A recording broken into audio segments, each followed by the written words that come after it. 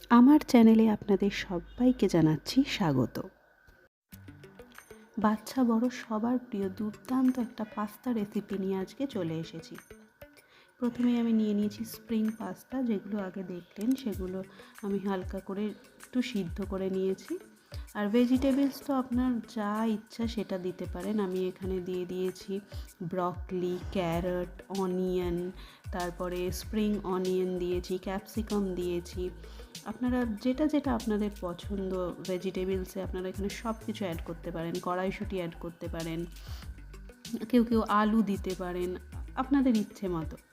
তো সেই আমি সবজিগুলোকে অল্প একটু তেল দিয়ে এখানে টস করে নিচ্ছি।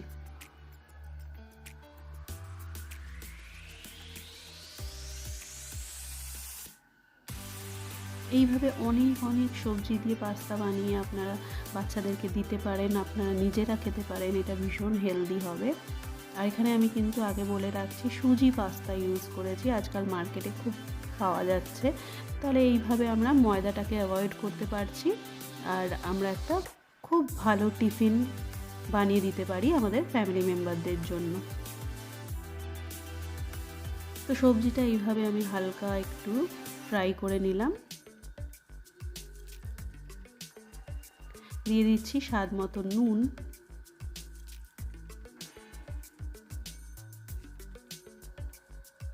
সামান্য একটু হলুদ দিয়ে দিলাম।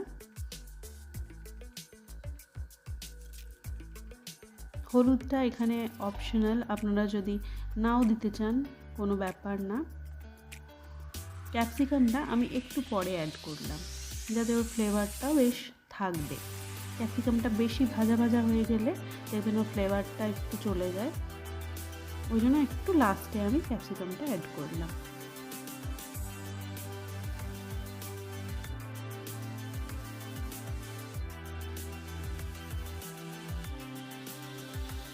সবজিগুলো আমি একটু ভাজা হতে দিচ্ছি। এরপর আমি সিদ্ধ করে রাখা স্প্রিং পাস্তাগুলোকে অ্যাড করে দিলাম।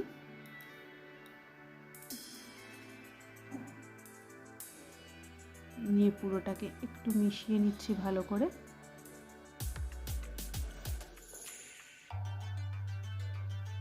দেখুন বেশ একটা ট্রাই কালার পাস্তা হয়ে গেছে।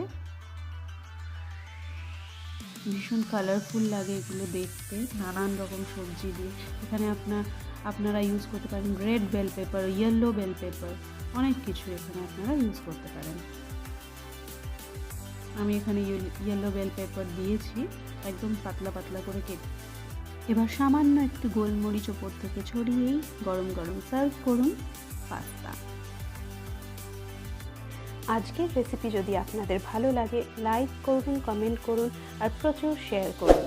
আর সাবস্ক্রাইব করুন আমাদের চ্যানেল। পাশে রাখা বেল আইকনটি নিশ্চয়ই ক্লিক করবেন, যাতে আমাদের রেসিপি যখনই আসবে তার নোটিফিকেশন আপনার কাছে পৌঁছে যায়।